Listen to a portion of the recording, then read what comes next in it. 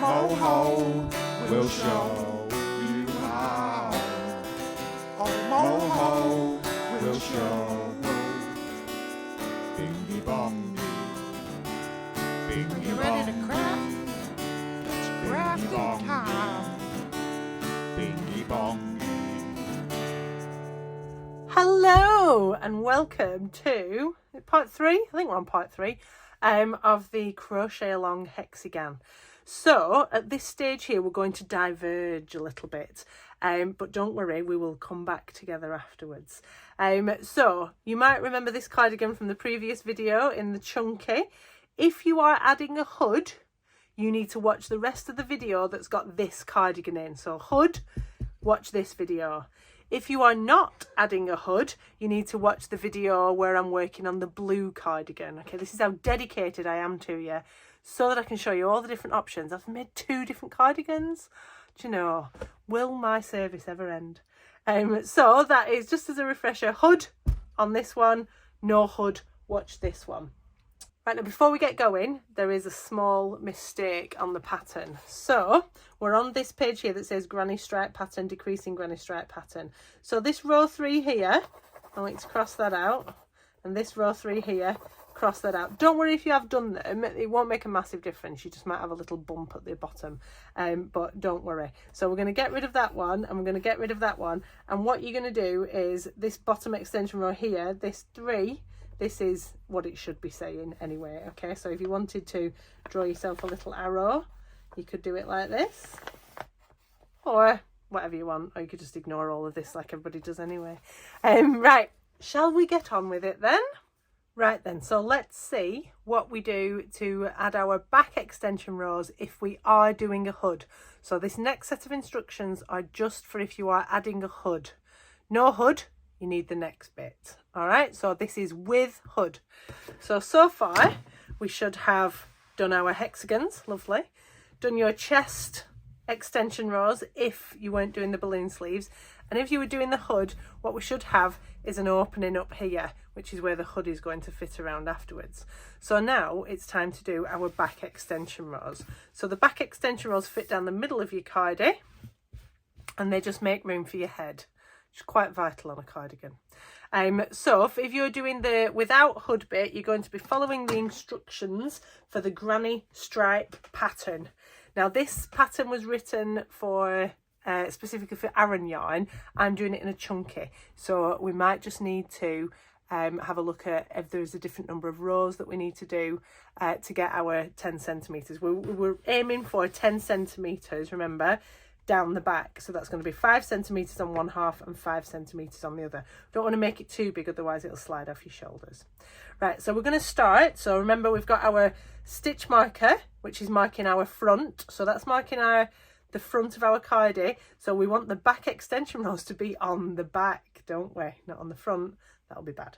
And you're going to start at the bottom corner. So there's my neck opening, so I'm going to start at the bottom corner. Now don't worry if you're facing the other way, or you think you should be like working on that side if you can see your stitches. It doesn't really matter for this one. The crucial thing is that we're going in this direction. So we're going to start at our bottom corner, and just like we would if we were joining yarn anyway, we put our hook through that corner space, bring it through, and give us our chain. So I'm going to hold my tail around this end here, and then all I'm going to do is, so exactly like we were doing on the last lot of rows, I've got 1 there, that's going to count as my first stitch, so I want 2 more trebles in that same space. So that's 1 and 2. Oh look, my yarn's already stuck on my foot. So we're starting off in that corner space, we're doing the equivalent of our 3 trebles. All right, so I'm going to go all the way up here doing 3, 3, 3, just following on in pattern exactly like we would have been doing on the previous lot, just doing 3 trebles in each space. Okay, now I'm obviously changing colour so that you can see all the different sections that we are adding. If you're carrying on in the same colour, then you don't need to change colour, but you will always have to rejoin down here, because I can't think of many scenarios where you would have ended in that corner, and if you have, something's gone a bit awry. So we're just doing our 3 trebles all the way up here, 3, 3, 3. So flip it that way, then you can see it a bit better. It's a bit better, isn't it, there? 3. Right, so I'm up here, I'm in my penultimate space, and then I've got this 1 at the end. Now the way that these pattern rows are going to go, and the way this is exactly the same for your bottom extension as well, is if a row starts with 3 trebles or the equivalent, it's going to end with 3 trebles or the equivalent.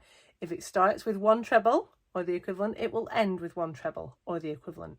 Now we remember that down that other end we started with 3 trebles, so we need to finish with 3 trebles to keep this line going straight. So we do our penultimate 3 trebles, 1, 2, 3, and then our final 3 are going into this space here.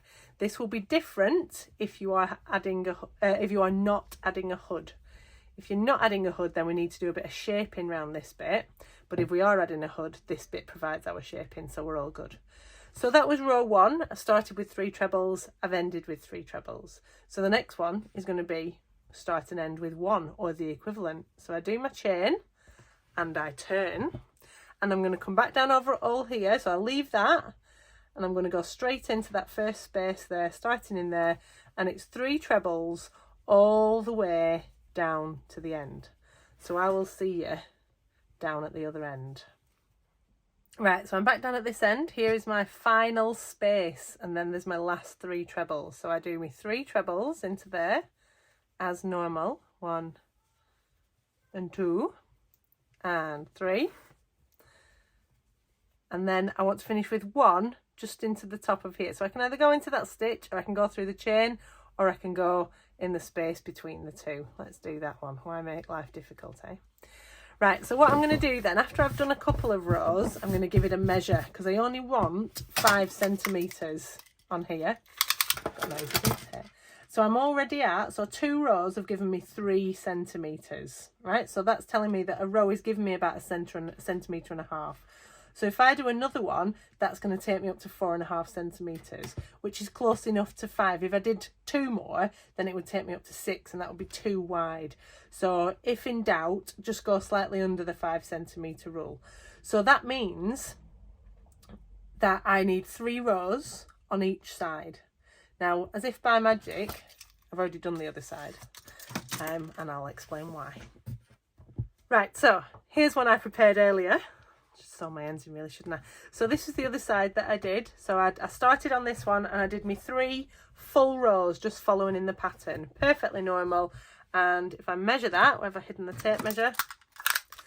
So that's sitting, well, I'll give it a bit more, that's sitting just over 4 centimetres, so that's plenty, right? So because another row would take me far too far. So what I'm going to do now is I've done 3 rows on this side, so I've got 2 rows on this side, so I need 1 more. So the instructions say on the final row of the second side. Now I know this has got some of you flummoxed. So the first side we did 3 rows of back extension, so I need 3 on this side. So I've got 2, so this third one is going to be the final row. So that means I am now ready to join it using my join as we go method to this other side.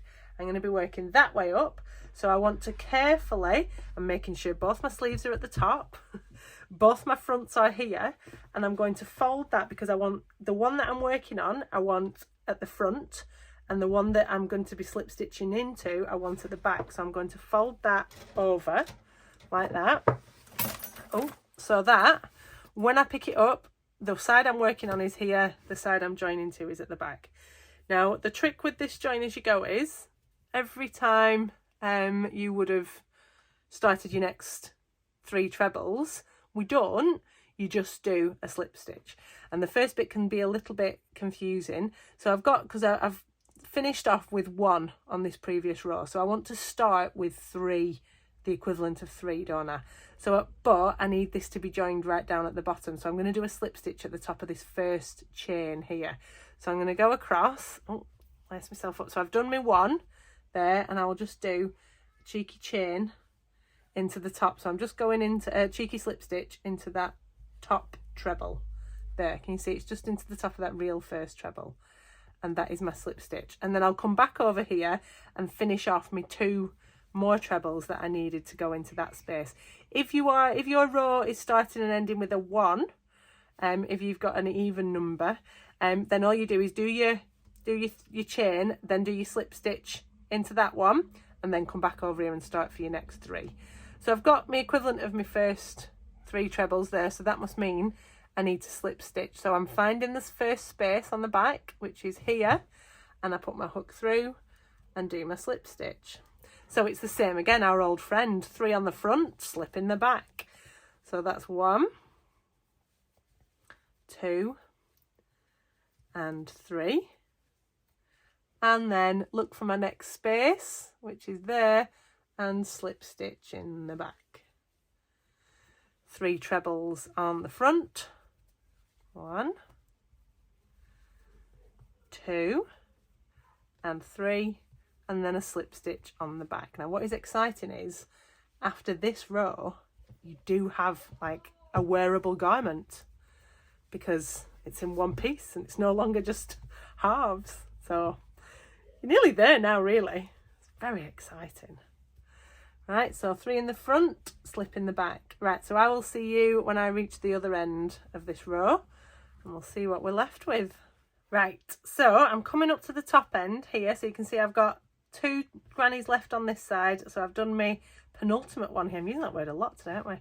So I'm going to go into that space there and do my slip stitch, and then I come back and I'm going to finish this row with 3. So if we are finishing with 3 trebles, we would go 1,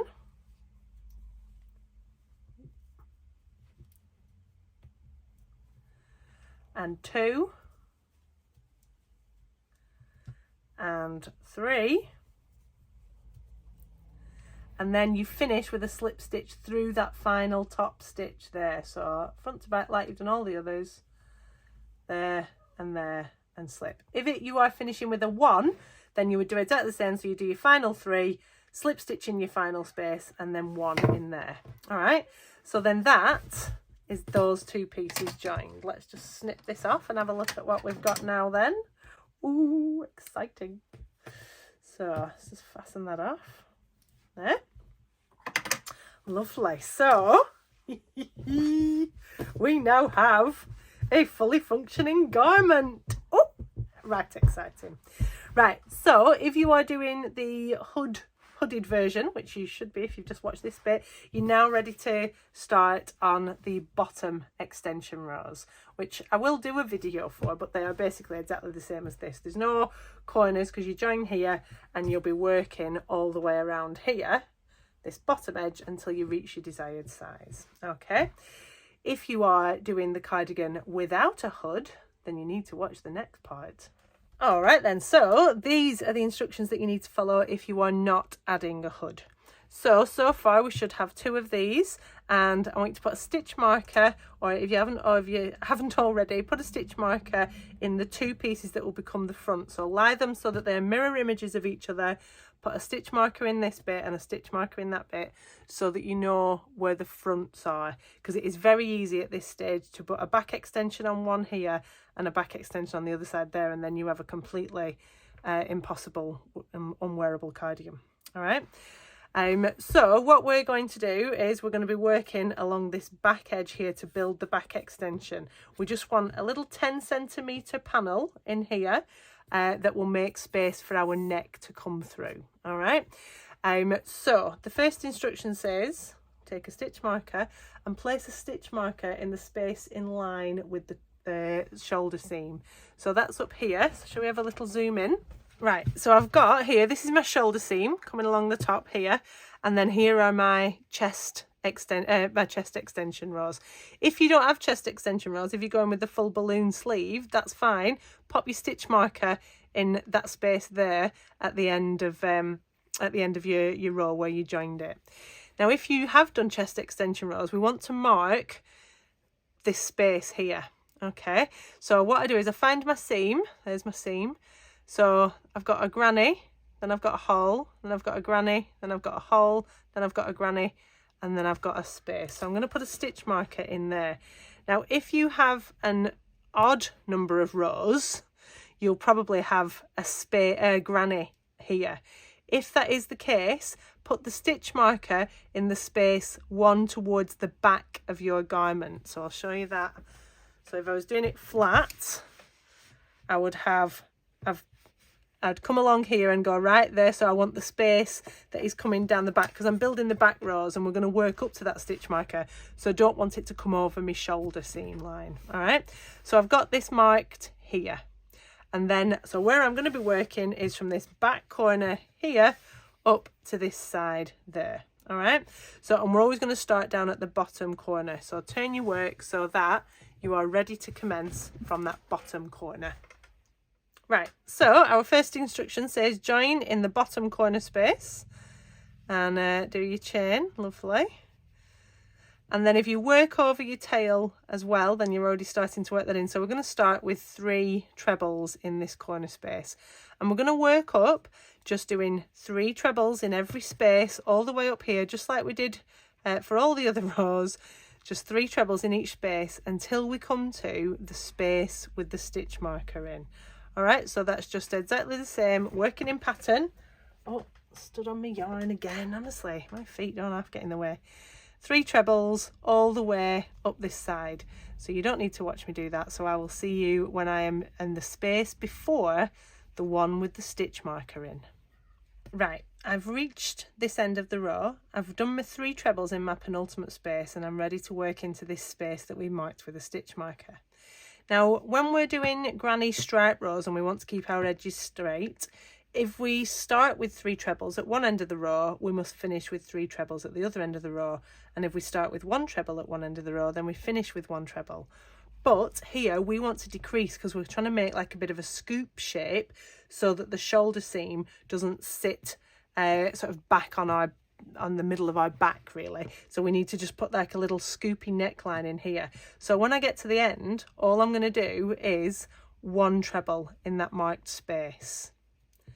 Okay, and then so that's added a little decrease in there already. And then I'm going to start the next one as I would have done normally. So I would go with my 2 trebles. But I'm just going to do 1 there. And then I'm going to move straight into this space. So then that's adding another decrease in. So let's turn around. So we've turned around and I've got my 1 there. So I'm going to ignore this space at the base of my turning chain. I don't want to go in that one because I want to do another decrease. So I'm coming down diagonally. So I missed the first space, starting in the second one with my 3 trebles. So I've got this nice sort of diagonal line forming that is going to make room for my neck. So the rest of the row though is exactly the same. So we're just going to go all the way down doing 3, 3, 3 in every space, and I will see you down at the far end and we'll see how we finish this row off. Right, so I've worked all the way down that row and I've come to my last space and my last cluster of 3. Now at this bottom end we want to maintain this straight edge. We don't want any decreases because this is going to go across your bum. You don't want to make a weird arch for your bum to fit in. So what we're going to do, we need to keep this nice and straight. So the way that we keep granny stripes nice and straight is we carry on in the pattern in that final space. So we do 3 trebles in there. And if the row below ended with 3 trebles, then this row needs to end with 1. If the row below ended with 1 treble or the equivalent, then this one needs to end with 3. So they just alternate 1, 3, 1, 3. So this row here ended with 3 trebles, we can see 1, 2, 3. So I want to finish off with just 1. So I will pop that in there. Okay, so you can see we're not increasing or decreasing, we're just maintaining a nice straight edge. So what I would do is after those 2 rows, I'm going to get my tape measure and I'm going to measure. Now you're only measuring from the edge of the top of the row where your chest extension or your last piece finished. So after those 2 rows there, I've got 2 centimetres. Now you might notice this is a slightly different yarn to what I was doing in the previous video. That's because I've got 2 cardigans on the go so that I can show you the different options. So this one is done in a double knit, which is a thinner yarn than the pattern is written for. So if I want 10 centimetres across here, I want 5 on each side, so I know that I'm going to need 5 rows here because 2 rows is only giving me 2 centimetres. With the Aran, you follow the instructions on the pattern, and the same with the chunky, but with the double knit we're going to have to increase the number of rows I've got here, and because the yarn is thinner, I'll not have got as much impact from those decreases up there. So if you're using a thinner yarn, we're going to repeat rows 1 and 2 as many times as it takes to get us to just below 5 centimetres, so that our final row makes us up to 5 centimetres or just underneath it. Okay, so we're going to do decrease rows, decrease rows, decrease rows, decrease rows. The final row will be an even row. We need that to not have a decrease at the far end. So just keep sort of measuring your way through, and I'm going to go like, right, I've got 2 rows here and that's giving me 2 centimetres. So if I repeat that, that'll give me 4 centimetres, all decreasing, and then the final row can be a constant row. All right, so I will get on with those. You don't need to watch me do that, and if you're using Aran or Chunky, you might not need that whatsoever. It's also okay if you need an odd number of these decrease rows, so whichever end you stop at, it's fine. If you only need 3 rows to get you up to like you're just below 5 centimetres, then that's fine. You don't have to do it in pairs. Okay, so I will see you when I am ready to commence the final row. Right, so I have now reached the final row of my second side. So on this side, when I was doing the decreasing rows, I had 1, 2, 3, 4, 5, and on this side I've got my 1, 2, 3, 4, so I'm on to the final one. Now the final, however many decrease rows you've done, the final row must just be an even row, because we want this to come down, level out, and come back up where your neck's going to go. If it goes down and comes back up to a V, you do get a noticeable point, so we want to level this off. So we're going to do the join as you go. Now we need the one that we're working on to be at the front, and we need the one that we are not working on to be at the back, the one that we're joining to at the back. So I am down here, I'm starting on this side. So what I'm going to do, so that this is at the front, is I'm going to flip that over right sides together so that it will definitely form a cardigan, and I'm not sealing myself into an unwearable garment. Right, so I'm going to start off with my 2 chain. Now if I'm starting, if you look at this row, I'm going to start with, I finished with 1 on that previous row, so I want to start with 3 trebles. So what I've got to do first of all is I've got to do my first chain, and then I'm going to slip stitch to the top of that chain of the other side, just so that I get a straight edge and I don't have 2 flappy grannies flapping around. So I do a slip stitch, oh, in there. Oh, come on, you monkey. And then I'm going to finish off that 3 treble cluster with 2 more back in that front hole there in that same one. Okay, so 1, 2, 3. And now every time you've got the equivalent of 3 trebles, we have to do a slip stitch in the back. So that was 3 in the front, so then I find my next slip stitch, my next space on the back, which is there, and I do a slip stitch through that one. So it's exactly the same pattern as when we joined up our sleeves. It's 3 trebles in the front, slip stitch in the corresponding hole at the back. Make sure, it's not a bad idea to do a little count before you start joining, that you've got the same number of clusters on each side. If you haven't, message me, because we'll have to do a bit of a fudge unless you are happy to pull it back. If you haven't got the same number on each side, it's probably because your hexagons aren't the same size, so you might have done an extra row or something on those at that stage. So it is fudgeable, don't worry, we can deal with it. Don't pull it all back if you can tolerate it.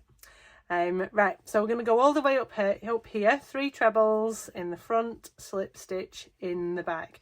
Make sure that each time, every stitch that you're doing, you're only going through one side. I know some people have been sort of laying them on top of each other and working through both, but that'll give you a fin, and you don't want a fin, because this will be going down your back, so you look like a weird shark. Right, so I will work all the way up here doing 3 trebles in the front and a slip stitch in the back, and I'll see you when I'm almost at the top. All right then, I've reached the final 2 clusters of that side, so I'm on to my final, to make my final cluster on this side. So I've done my 3 there, so I'll do a slip stitch in that final space. Now if you're ending with 1, if you're just going to end with 1, then that is nice and easy. You do a slip stitch in there, and then you finish with your 1 in that one. So you do your 3 trebles in your penultimate space, slip stitch into the top of the 1 over there, and then do your 1 back in there. If we are doing, if we're finishing with a 3, so we've got 3 on that side, so we want to match it with 3 on this side, we're going to do, we do our 3 trebles, 1, 2, oh, I tangled myself up there, 1, 2, and 3. And then we do a slip stitch through the top of that final treble of the back piece there. So slip and slip. Okay, we can then snip this off and we'll have a look at what we've got going on. Oh, there. And we can remove that stitch marker out of there. Lovely. So let's have a look. Oh my lordy, look at that. It's a cardigan. Right, so we've got this nice dip at the back here that is going to allow our head to come in. Why we've put this dip in is because your shoulder seam comes up here, and if that shoulder seam, if that edge carried straight along, what it does is it pulls all this down to the back because you need space for your neck. Because believe it or not, it's quite a wide protrusion is your neck. So we make this dip on this one so that your shoulder seams will sit nicely on the top of your arms and not fold down the back. Right, so we should now have something which is almost wearable. Well, it is wearable, it just wouldn't be big enough. So our next stage is for us to do the bottom extensions. So you can get on with that if you like, or you can wait for the video, which will be winging its way to you very soon. Right, well, that's it for this stage. I hope you are doing all right with it and that you've followed this. If you haven't and you've got any questions, just give me a shout. You know where I am. Facebook, email, through the website, anything that you want. And then if not, I will see you soon. Ready for the next bit. All right, bye-bye. It's crafting time again. What's that? You don't know how to craft? Well, it's simple. You just let Moho